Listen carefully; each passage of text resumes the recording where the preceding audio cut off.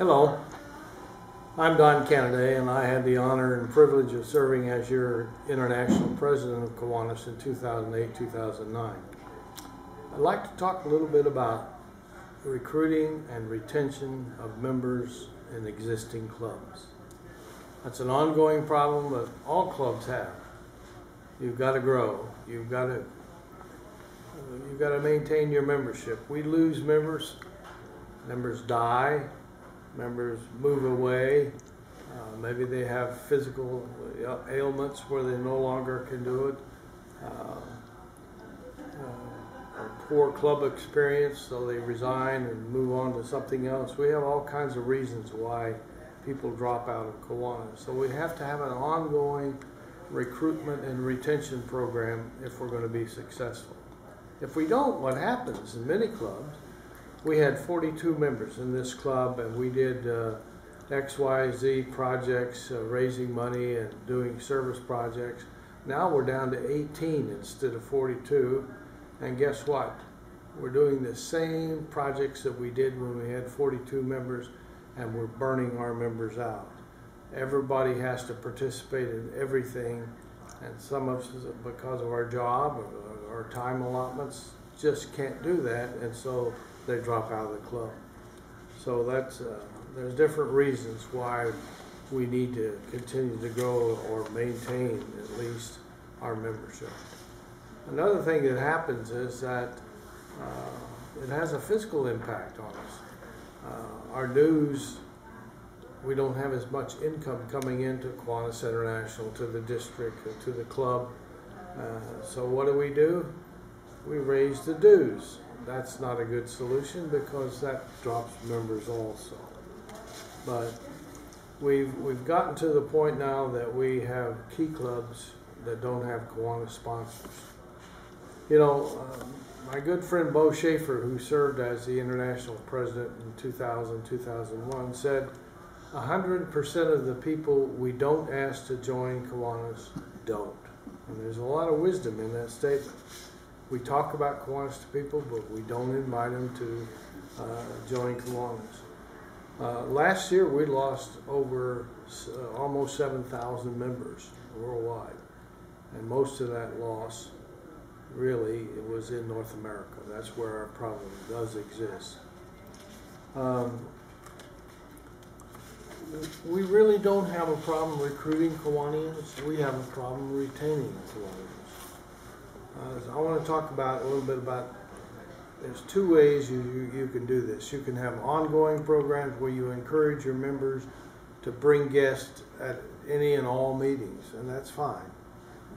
You just got to make sure that when you do have a guest, that you take that opportunity to invite them to become a member of your club.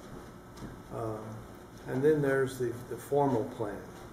We're going to have an event that is designed strictly for recruitment.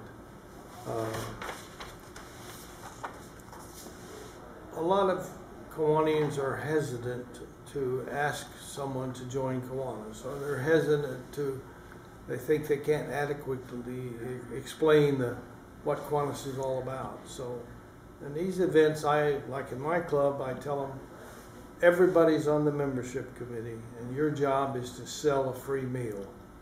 Is there anyone here that can't sell a free meal? My job is to sell Kiwanis. And so if their job is just to sell a free meal, they're not so hesitant to invite somebody to come to this event. But if we're going to have a recruitment event, first of all, we're going to develop a prospect list. And one way to do that is to look at what you don't have. If you don't have a minister, select one, put them on the list you're going to recruit. If you don't have an attorney, select one. If you don't have a store manager, or a CPA, a funeral director, or whatever. Another good way is to bring the yellow pages to the board meeting or to your club meeting, and have a club meeting where you don't have a speaker. Your only business there is to develop your prospect list, because you want a prospect list of about 80 people. And out of that 80 people, you're hoping that 18 of them will accept coming to your meeting, and 16 of them will show up, and 10 of them will join. So that's a very successful event when you get 10. But you develop your list, take the yellow pages, go down the index, and it's the architect, veterinarian, whatever, but it's kind of a prompter to remind people, well, do you know anybody who's in this category? Does anybody know a funeral director, for example? Send out a letter of invitation. Let them know what this event is going to be, and if you have a club brochure, include the club brochure in the letter. A letter will get you 0 members, but it alerts them that somebody's going to come face to face and talk to them and give them a face-to-face invitation.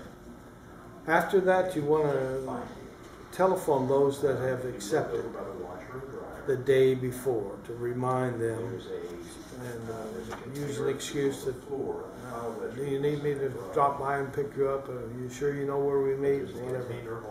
At the meeting itself, you want to have a quality speaker. You want to have somebody that can really talk about what Kiwanis is all about and what the benefits are to them, because there are some.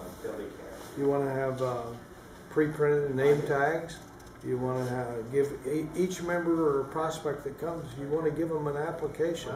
You want to have greeters there to shake hands and welcome them and thank them for coming.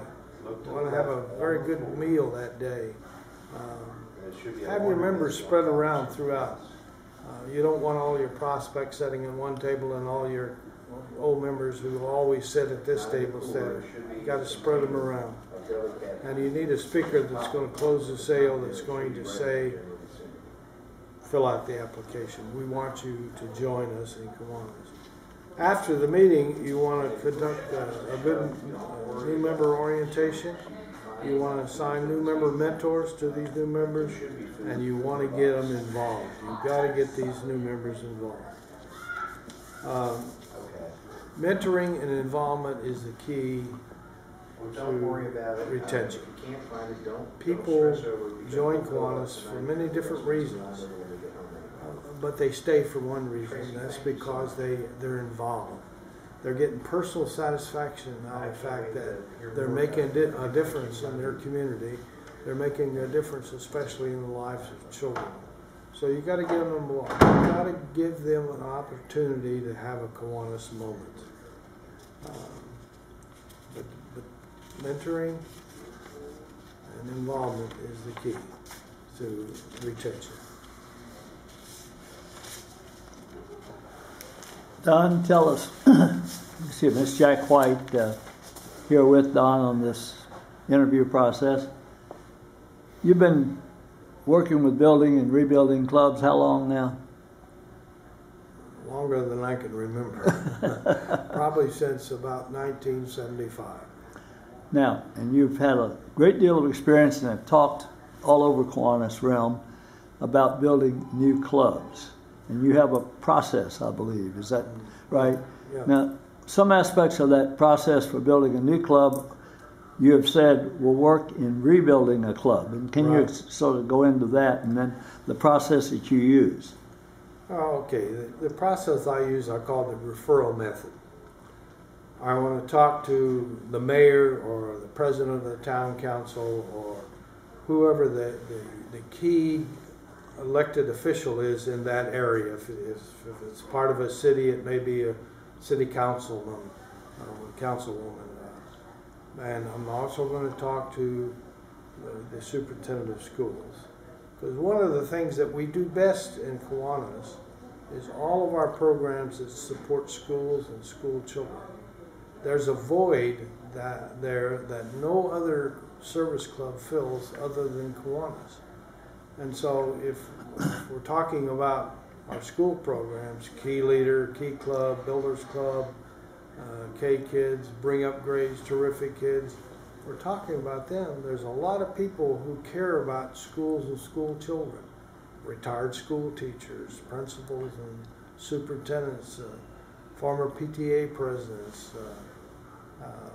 school board members, former school board members. So there's a lot of those that we can recruit from. And when you talk to your superintendent of schools or the local principal, they can give you names of people who fit in those categories. And once they do that, you use that superintendent's name or that principal's name. Superintendent Jones suggests that I come talk to you. And the door is open then for you to tell the Kiwanis story about what we do for schools. And you do the children. same thing then if you go to the mayor and the mayor sends you I go to the mayor, police chief or whoever, is that right? and I have a key question I always ask, and that is, quote, who do you know that you believe to be quality enough that you would recommend them for a membership in our Kiwanis Club? And they'll give you names, and you can go to those individuals and say, the mayor sent me to talk to you, and you're going to get to tell the Kiwanis. And you actually do this? Yes. Have done it? Yes. Many times? With some success? With a lot of success. I've had as high as 25 applications in one day. Okay. Building a new club. And that's just for 2 teams out. But that same process can be used for an existing club? Yeah, but look at what you don't have. You know, every club ought to have at least one minister, for example. And if you don't have a minister, talk it over with your club, and somebody's going to say, well, I think Pastor so-and-so of the First Methodist Church would be a good one. And you go tell them. In a Kiwanis Club, we want to have a cross-sections of businesses and professions.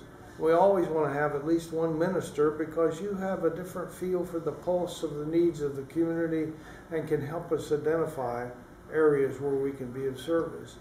And we don't have a minister, and you've been selected. How much does the relevancy of the club and its activities have to do with membership? Oh, it has a great impact. Can you expand on that a little bit?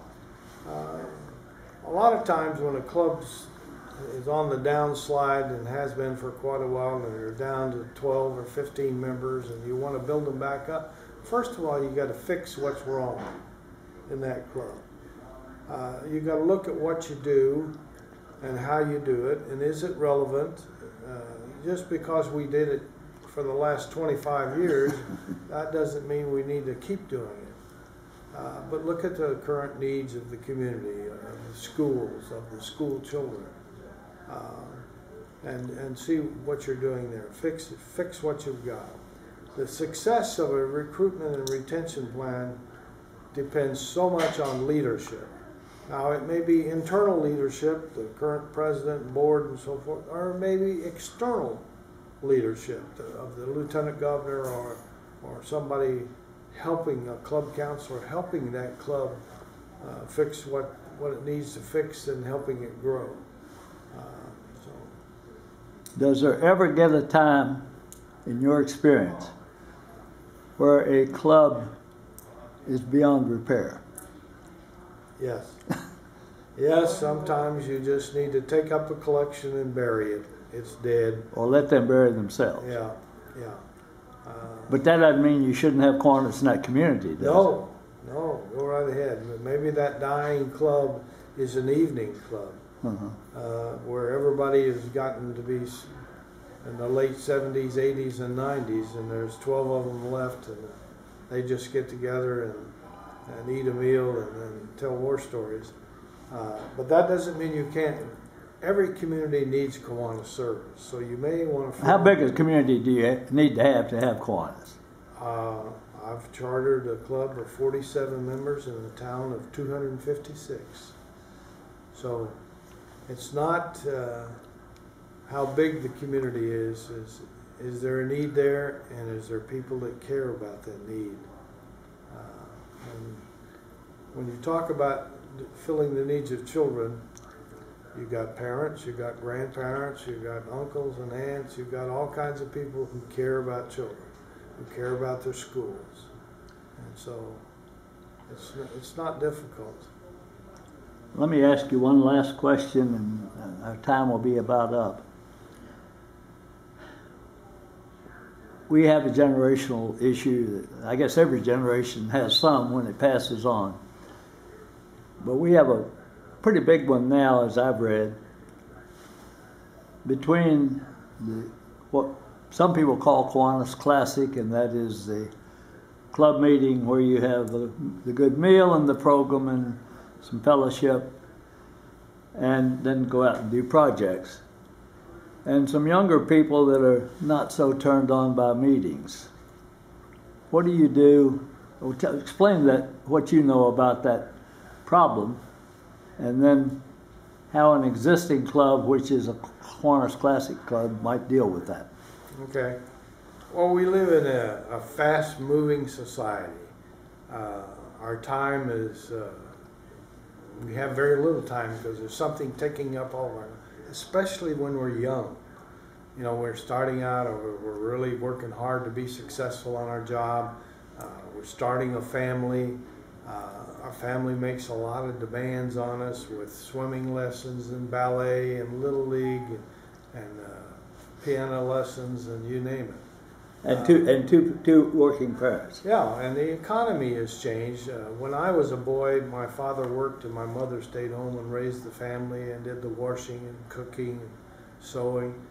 Nowadays, the economy requires both parents to work, and so that even makes less available time. And so you've got to think outside the box when it comes to attracting younger people to Kiwanis. They care about their children, they care about their schools, they care about their communities, but sometimes it takes a different approach for them to be able to serve those needs.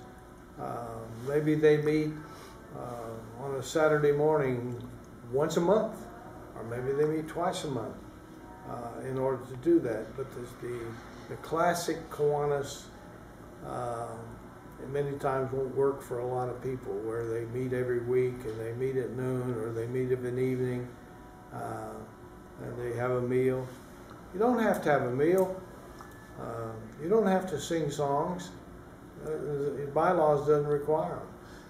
But my question, I guess, is if you have a club which is viable and doing good things, but is getting a little gray, a little old, and they want to bring in young people, how can they accommodate this new group into that, or should they form a satellite, or how would you do that? Satellite clubs is one approach, because if you've got, to say, turning gray, and everybody in the club is gray, to attract one young person is extremely difficult, if not impossible. And if they come and may not stay because it's not their type of club. You're going to have to bring in quite a few of them that can relate to each other. And one way of doing that is to start a small group on the side of young people, kind of a satellite, where maybe they meet once a month for a social event in the local pub, and once a month they do a service project on a Saturday morning. But they're still part of this club. Yeah, they're a satellite, and when they have grown to a good size, they can be assimilated into the club if you allow them to pretty much take over the club and have some young leadership and put young people on the board of directors and so forth. Or they could become a separate club. Sure, or they could become a separate club. Okay. So you sound like you're pretty optimistic if we approach this right. I'm optimistic. I think I see a light at the end of the tunnel, and the reason I do that, you know, we had the me generation, and so many of the me generation was devoted to their career and assuming how much they could accumulate and so forth. And I don't. Well, you're talking about baby boomers. Yeah. Yeah. But one of the big changes that has occurred is in our high schools. They're required to do public service or community service. And some of these young people do it through Key Club, and they get turned on by it. They enjoy community service. And so these young people, as they get older, they're going to be involved in our service organizations, because they learned at an early age the joy of giving rather than receiving it. That is and Kiwanis can meet that need if we meet them halfway. Yes, absolutely. Anything in closing? No, I guess that I'll reiterate the one point. You bring new members in, you've got to mentor them. And number two, you got to get them involved. You got to give them an opportunity for a Kiwanis moment, or you're not going to keep them. Thank you, Don Canaday.